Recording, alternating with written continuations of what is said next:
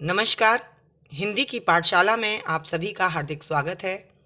मैं राधा चतुर्वेदी आज इस वीडियो में आपके लिए लेकर आई हूँ महादेवी वर्मा का एक सुंदर सा गीत जो कि कक्षा 10 के पाठ्यक्रम में है और उसका नाम है वर्षा सुंदरी के प्रति। महादेवी वर्मा ने इस गीति काव्य शैली में वर्षा को एक सुंदरी के रूप में चित्रांकित किया है। तो चलिए देखते हैं क्या है इस गीत के बोल और कैसा है ये प्यारा सा गीत।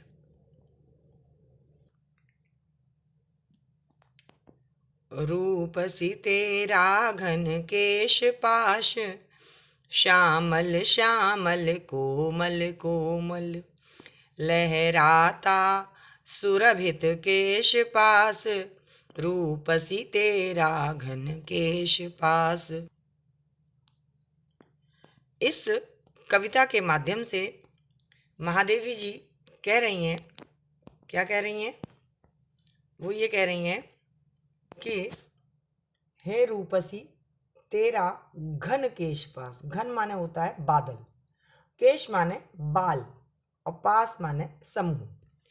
तो हे वर्षा रूपी सुंदरी, तेरे बादल रूपी जो बाल हैं काले काले, श्यामल श्यामल का मतलब काले काले, और कैसे कोमल कोमल, तेरे जो काले काले और कोमल कोमल जो बाल हैं यानी केशों की जो राशि है वो बहुत ही सुंदर लग रही है।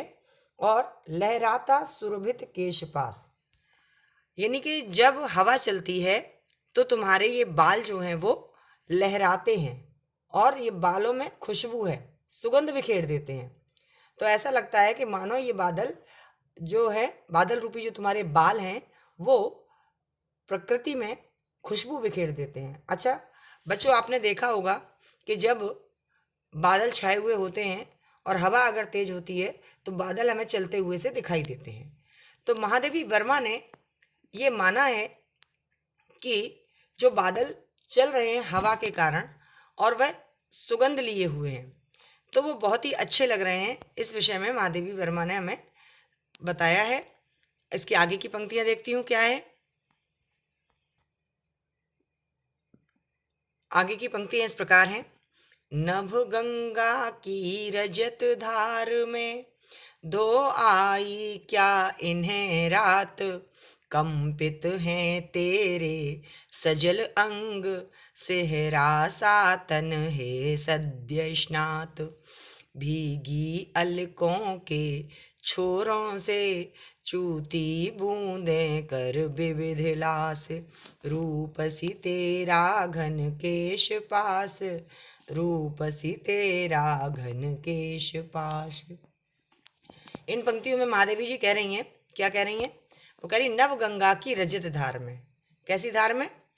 नव गंगा, नव माने आकाश और गंगा माने गंगा, यानी कि आकाश गंगा की रजत धार। रजत धार का मतलब क्या होता है?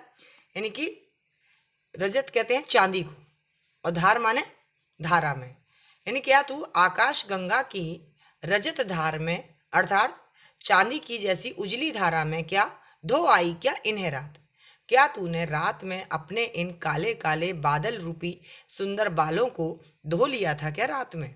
प्रश्नवाचक चिन्ह भी लगा है तो वो प्रश्न करती है, मुझे ऐसा लगता है कि तेरे बाल तूने रात में ही धोए हैं। और किस में धोए हैं?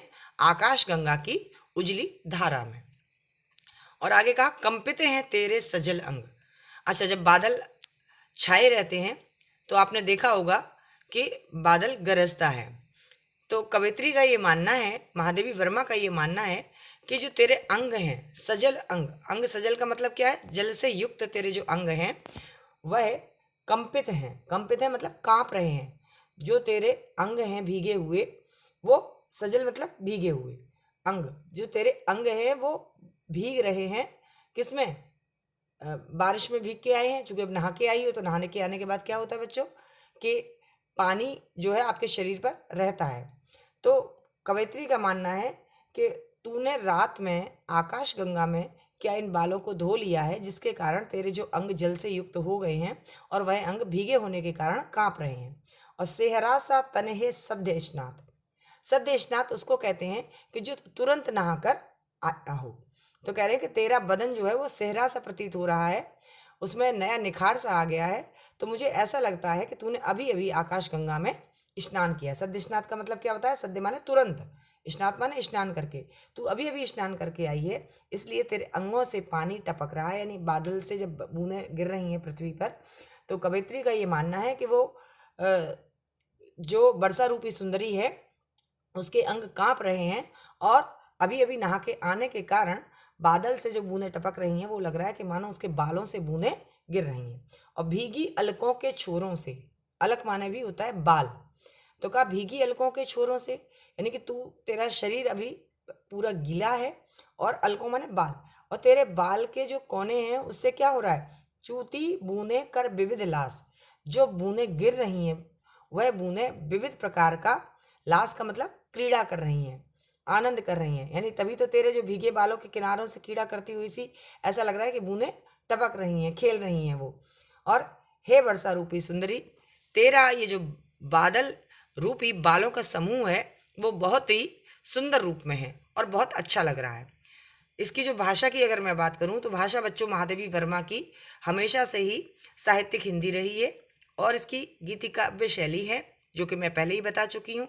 और अगर अलंकार की बात करो तो जहाँ आप देख रहे हैं घन केश पाश, घन माने बादल, केश माने बाल, और पाश माने जाल, अर्थात बादल रूपी बालों का जाल। तो नहीं सॉरी, क्षमा कीजिएगा, बादल रूपी जो काले काले बाल हैं वह बादल को ही रूप दे दिया है, किसका? बालों का। तो बादल रूपी बाल, यहाँ पर रूपक अलंकार होगा। और इसके अलावा आपने देखा कि अनुप्रास अलंकार है जगह जगह। अनुप्रास अलंकार तो आपको पता ही है कि जहाँ एक अक्षर पुनः आ जाता है बार बार तो वहाँ अनुप्रास अलंकार होता है। और पूरी जो आपकी वो है कविता वर्षा सुंदरी के प्रति, इसमें क्या है? इसमें मानवीकरण अलंकार है, यानी आप देखिएगा कि वर्षा को एक सुंदरी के समान प्रस्तुत किया गया है। और सुंदरी कौन होती हैं? स्त्रियां होती हैं। तो नहीं, वर्षा को ही स्त्री का रूप दे दिया गया है और उसको मनुष्य बना दिया गया है इसलिए। और यहाँ पर रस कौन सा होगा? श्रृंगार रस होगा। और कितनी अच्छी वर्षा में सद्य स्नाता नायिका की कल्पना कर ली है कवयित्री ने। तो ये बहुत अच्छी है कविता। आगे की पंक्तियां देखते हैं उसमें क्या लिखा है।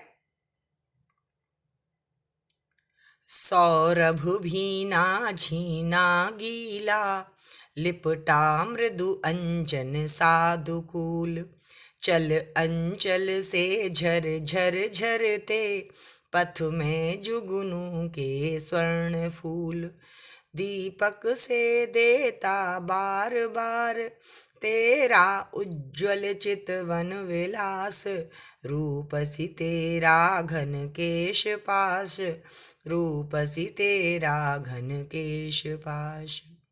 इसका अर्थ समझते हैं। कह रहे हैं सौरभ भीना झीना गीला। सौरभ माने सुगंधित, सौरभ मतलब सुगंधित। तो कहा चूंकि जब वर्षा हो रही है तो सौरभ माने सुगंधित, भीना और झीना गीला। भीना है, झीना है और गीला है। क्या है? यानी हवा जब चल रही है तो तूने जो अपना एक दुपट्टा पहन रखा है, दुकूल माने होता है दुपट्टा, और लिपटा मृदु अंजन सा, अंजन कहते हैं काजल को, और मृदु माने कोमल। तो कभी कभी ऐसा लगता है कि वर्षा रूपी सुंदरी ने जो अपना दुपट्टा पहन रखा है वो दुपट्टा कैसा है? हवा से भीना, यानी हवा की भीनी भीनी खुशबू आ रही है और फूलों की खुशबू उसमें आ रही है, और वह वस्त्र झीना है। झीना का मतलब यानी पतला सा है जिससे आर पार देखा जा सकता है, और बारिश हो रही है तो वो वस्त्र गीला भी है। अच्छा, जब वस्त्र झीना होता है उसमें हम अगर पानी वगैरह रखते हैं तो वो पानी टपकता रहता है। और लिपटा मृदु अंजन, मृदु अंजन का मतलब यानी कि बहुत मुलायम काजल के समान, अंजन माने काजल। तो बहुत काला काला, चूंकि आकाश में आप देखते होंगे जब बादल छाए होते हैं तो सभी जगह कालिमा व्याप्त होती है। तो महादेवी वर्मा ये चित्र के रूप में, चित्रात्मक शैली में बता रही है कि ऐसा लग रहा है कि मानो वर्षा रूपी सुंदरी ने अपना जो दुपट्टा है वह ओढ़ा हुआ है, और वह कैसा है? वो खुशबू से सुगंधित है और वस्त्र काफ़ी झीना है यानी पतला है और गीला है, और वह काजल के समान तुम्हारे पूरे शरीर से लिपटा हुआ है। आगे कहा उन्होंने, चल अंचल से झर झर झरते, यानी कि जब वर्षा रूपी सुंदरी चलती है तो उसके जो आंचल है उस आंचल से झर झर झरते, क्या झरते? पथ में जुगनू के स्वर्ण फूल। अच्छा, जब बारिश होती है तो आपने देखा होगा कि बीच बीच में बिजली चमकती है, तो यानी रास्ते में जुगनू के समान स्वर्ण फूल यानी कि सोने के फूल जो हैं वो चमक रहे हैं और झर रहे हैं। यानी कि जब बिजली चमकती है तो ऐसा लगता है कि मानो ये फूलों के रूप में नीचे गिर रहे हैं। दीपक से देता बार बार, और जैसे वो जब बिजली कड़कती है तो वो कैसे समान लग रहा है? दीपक के समान।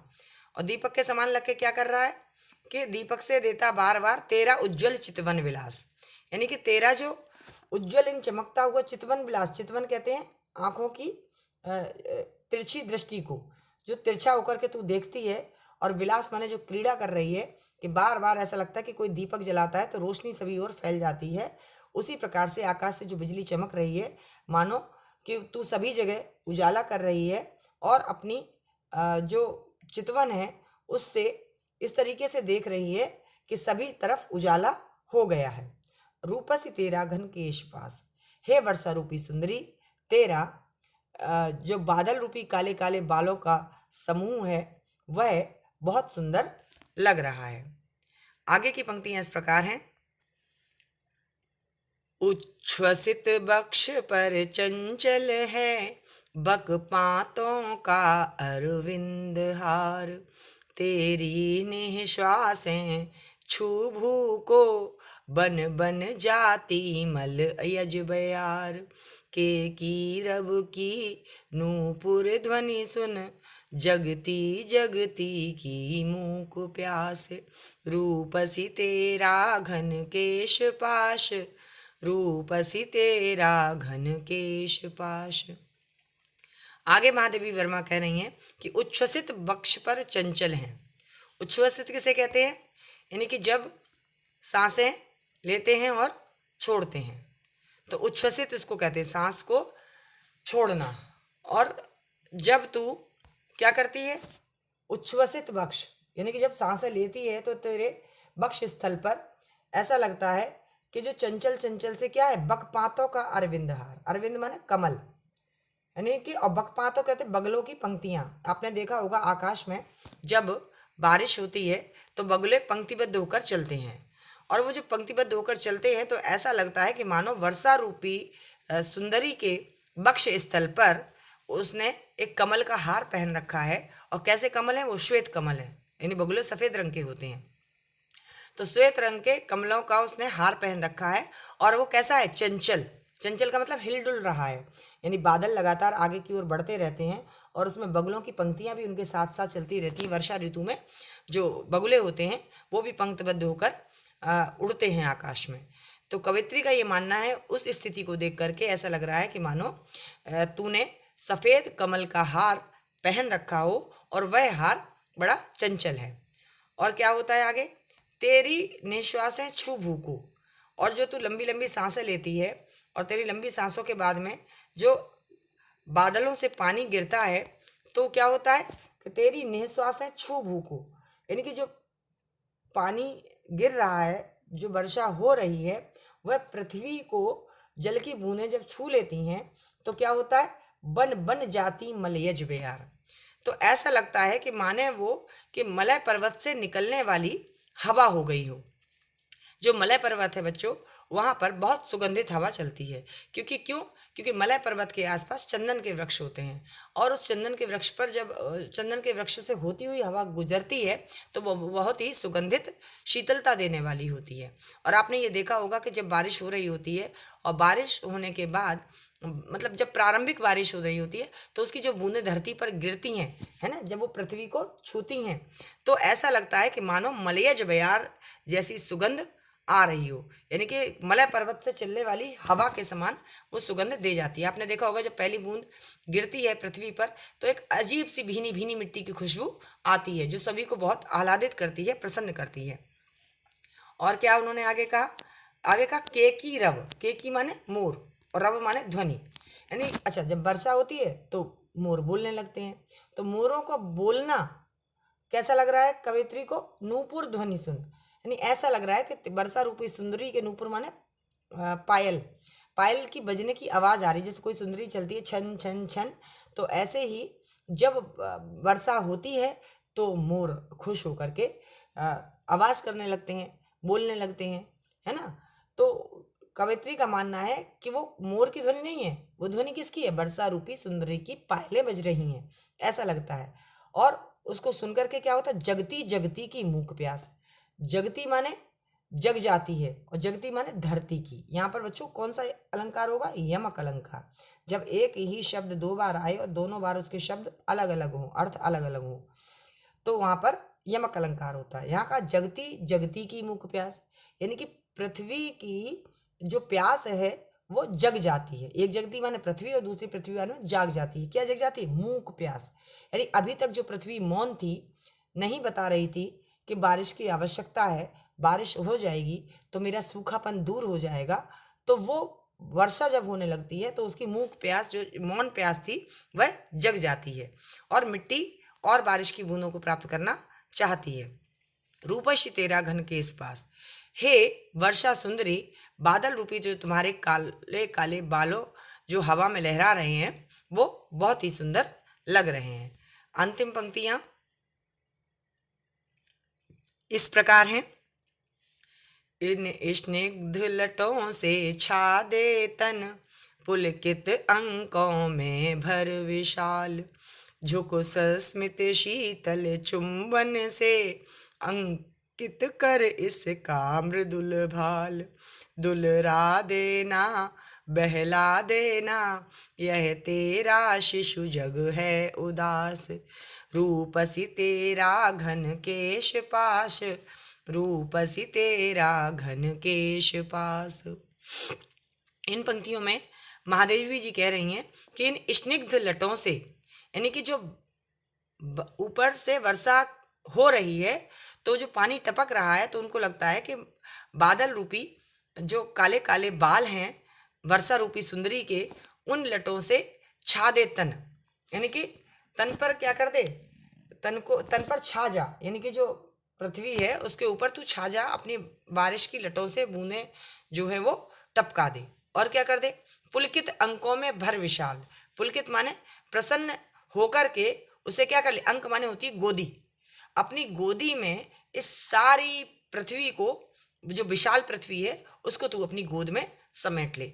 इस वाले अंतिम पद्यांश में यहाँ पर वात्सल्य रस भी है, क्योंकि अभी तक तो रूपसी को, यानी वर्षा रूपी सुंदरी को एक नायिका के रूप में दिखाया गया, यहाँ पर उसको एक माँ का रूप दिया गया है और इस पूरे संसार को शिशु के रूप में बताया गया है। तो कहते हैं कि उसको अपने गोदी में ले ले, जैसे कि माँ अपने बच्चे को गोदी में ले लेती है तो उसका जो एक बार माथा चूमती है तो उससे बच्चा बहुत खुश हो जाता है। तो कह रहे इन स्निग्ध लटों से छा दे तन, पुलकित अंकों में भर विशाल, यानी अपनी स्निग्ध जो लटें हैं, जो पानी की बूंदें टपक रही हैं, वो संपूर्ण शरीर पर छा जाएं, लोग प्रसन्न हो जाते हैं वर्षा के आते। और क्या? पुलकित अंकों में भर विशाल, सभी की गोद में प्रसन्न होकर के तू अपना ये प्रेम भर दे। और झुक सस्मित शीतल चुम्बन से, तू थोड़ा सा झुक जा, और सस्मित माने होता है मुस्कुराकर, है ना, थोड़ी सी स्मित मुस्कान होती है, हल्की सी मुस्कुरा करके। शीतल चुम्बन से, जो तू चुम्बन करेगी, यानी पृथ्वी को अगर तू चूमेगी, पृथ्वी को वर्षा कब चूमेगी? यानी जब पानी बरसाएगी तो पानी की जो बूंदें गिरेंगी पृथ्वी पर, तो ये मान रही हैं कवयित्री जी कि वो पृथ्वी का चुम्बन ले रही हैं, उसको चूम रही हैं। और उसके चूमते ही क्या होता है? शीतलता का एहसास होता है। जब बारिश होती है, ठंडक होती है, तो अंकित कर इसका मृदुल भाल, और जो पृथ्वी का, यानी इस संसार का जो मृदुल भाल, भाल माने माथा, जो इसका मृदुल भाल है, अच्छा माथा है, उस माथे पर अपना चुंबन अंकित कर, यानी उसको चूम ले। और क्यों? क्योंकि दुलरा देना बहला देना, यह तेरा शिशु जग है उदास। और ये जो जग है माने संसार है, ये जो संसार रूपी शिशु है, यह कैसा है? उदास है। अब जब बच्चा उदास होता है तो माँ अगर उसके माथे को चूम लेती है तो निश्चित ही बच्चा खुश हो जाता है, और माँ थोड़ा सा प्यार कर ले, है ना, अरे मेरा बच्चा क्या हो गया, तो बच्चे की सारी थकान, सारी उदासी दूर हो जाती है। तो महादेवी वर्मा वर्षा रूपी सुंदरी से भी ये आग्रह करती हैं कि एक माँ के समान जो ये पूरा संसार दुखी है, तो उसको क्या करना, थोड़ा सा दुलार दे देना, थोड़ा प्यार कर लेना, थोड़ा सा बहला देना कि अभी बारिश है, अभी मैं आ रही हूँ, वर्षा होगी, पृथ्वी की तपन को मैं मिटाऊंगी, क्यों परेशान हो पृथ्वीवासियों, उदास मत हो। कुछ ऐसा कहना चाह रही हैं महादेवी वर्मा वर्षा रूपी सुंदरी से। और अंत में फिर वही, रूपसी तेरा घन केश पास, हे वर्षा रूपी सुंदरी, तेरा बादल रूपी बालों का जो समूह है वो बहुत ही सुंदर लग रहा है। यानी कि कितनी अच्छी तरीके से महादेवी वर्मा ने प्रकृति का मानवीकरण किया। कभी वर्षा को देखकर लोग सोच नहीं सकते कि ये भी मनुष्य की तरह है। तो बच्चों, आज हमने ये कविता समझी इस वीडियो के माध्यम से। आगे आपके लिए और भी कविताएं लेकर आऊँगी, तब तक के लिए नमस्कार। मिलते हैं अगले वीडियो में।